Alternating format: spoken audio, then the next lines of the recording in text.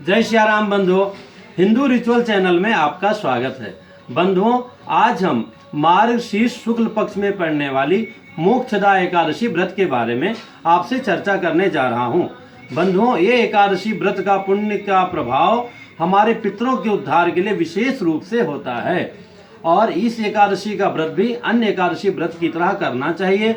दशमी को एक समय भोजन मतलब सायंकाल के पहले बैगन, लहसुन, प्याज, कुंदरू और मसूर का दाल का त्याग करना चाहिए। एकादशी के दिन बिना जल के अथवा जल पी करके अथवा फलाहार करके रहना चाहिए। एकादशी को ना हो सके, बीमार है, कोई दिक्कत है तो भी चावल, बैगन, कुंदरू, लहसुन, प्याज छोड़ करके आप रोटी, दाल इत्यादि नहीं चल सकता है तो खा लें।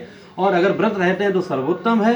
अगले दिन द्वादशी को सुबह जो भगवान का पूजन करने के पश्चात, चरणामृत लेने के पश्चात 2 खुराक सीधा एकादशी का निकालने के पश्चात में पुनः पारण कर लें।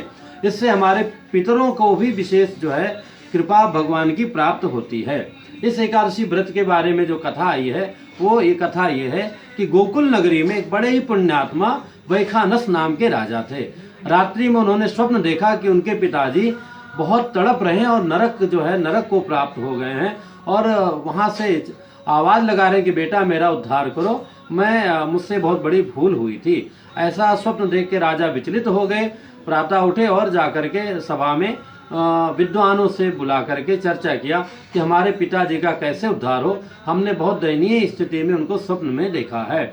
विद्वानों ने कहा, महाराज आप बड़े पुण्यात्मा हैं, ऐसा तो लगता नहीं कि आपसे कोई अपराध हुआ है, निश्चित कुछ ना कुछ कारण होगा। तो इसका समाधान पर्वत ऋषि जो बहुत ही पुण्यात्मा ऋषि हैं, तपस्वी हैं, उनके पास आपको जंगल में जाकर के प्राप्त होगा। फिर राजा जब पर्वत ऋषि के पास गए और अनुनय विनय करके स्वप्न की बात पर्वत ऋषि से बताए तो पर्वत ऋषि ने ध्यान से देख करके कहा कि राजन, स्वप्न बिल्कुल सही है, आपके पिताजी से एक बहुत बड़ा अपराध हुआ था जिसके कारण वो पुण्य भोग चुके, अब नरक में पड़ गए हैं और वहाँ पीड़ित हैं। तो राजा ने कहा, महाराज हमारा सौभाग्य जो आपके शरण में आ गया, मेरे पिताजी का उद्धार कैसे हो, आप इसका उपाय बताएं। तो ऋषि ने कहा, पर्वत ऋषि ने कहा, महाराज अगर मार्गशीर्ष शुक्ल पक्ष की आप मोक्षदा एकादशी का व्रत विधिवत करेंगे और उसका पुण्य अपने पिता को समर्पित करेंगे तो निश्चित उनको नरक से मुक्ति मिल जाएगी और स्वयं आपको भी पुण्य की बहुत बड़ी प्राप्ति होगी।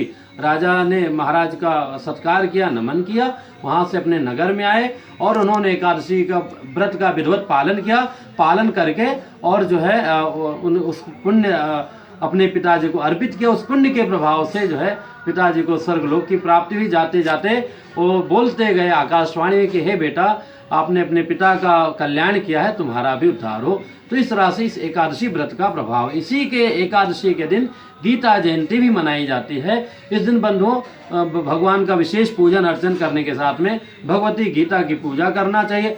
पूजा गंध, अक्षत, फूल, धूप, दीप, नैवेद्य आदि से करके भगवान कृष्ण जी के साथ में और विशेष रूप से गीता का पाठ करना चाहिए। अच्छी बात, अपने आचार्य पुरोहित को बुला करके कम से कम पूरे गीता का आप श्रवण करें अथवा स्वयं पाठ करें और जीवन में उतारें उसको, तभी हमको उसका फल मिलेगा। जैसे दूध से हम कितना भी स्नान कर लें उसका महत्व नहीं है, अगर हम एक घूंट पिएंगे तो हमारे लिए कल्याणकारी होगा।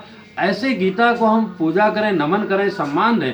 पर गीता में जो भगवान श्री कृष्ण ने हम सबको बताया है, उन बातों को अगर एक भी श्लोक की बात अपने जीवन में उतार लिया तो हमारा निश्चित उद्धार हो जाएगा। तो इसलिए इस दिन गीता का पाठ करें, सम्मान करें, लोगों में गीता का दान करें, वैसे भी आम लोगों को भी गीता दें। इससे आप बड़े ही पुण्य के भागी होंगे और इस एकादशी का व्रत अवश्य करें, क्योंकि जिनके पितर भी नरक में हैं वो उम्मीद रखते हैं कि हमारा बच्चा करेगा, तो उसके पुण्य के प्रभाव से हम जैसे बच्चे लोग सोचते हैं कि हमारे पिताजी हमको पैसा देंगे तो हम पिकनिक जा सकते हैं या दूसरे चीज़ें ले सकते हैं, ऐसे हमारे जो पूर्वज हैं उन्हें भी उम्मीद होती है कि हमारे औलाद, हमारी संतानें हमारे लिए इस मोक्षदा एकादशी का व्रत करेंगे तो उसके पुण्य के प्रभाव से हमारा भी मनचाहा कार्य हो जाएगा, भगवान की कृपा अवश्य प्राप्त होगी। तो बंधुओं, एक संक्षेप में आपसे बताने का प्रयास किया। उचित लगे तो आपस में शेयर कीजिए और चैनल को सब्सक्राइब कीजिए। फिर मिलेंगे हम एक नई जानकारी के साथ में। जय सिया राम।